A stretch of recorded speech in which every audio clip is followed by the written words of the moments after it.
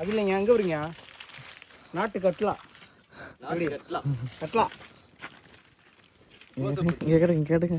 இங்கே வருங்க நாட்டு கட்லா. அப்படி இப்போ வந்து நான் தான் அந்த கிரேட் மாஸ்டர் போதி தருமர் மாதிரி. ஆனால் தலைவன் வந்து எனக்கு எடுபடி சரிங்களா.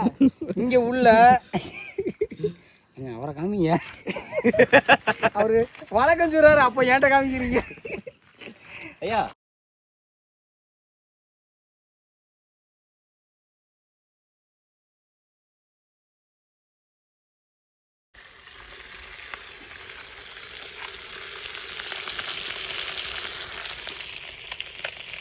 அது வந்து மீன் சுக்காவா சில்லி மீன் வந்து.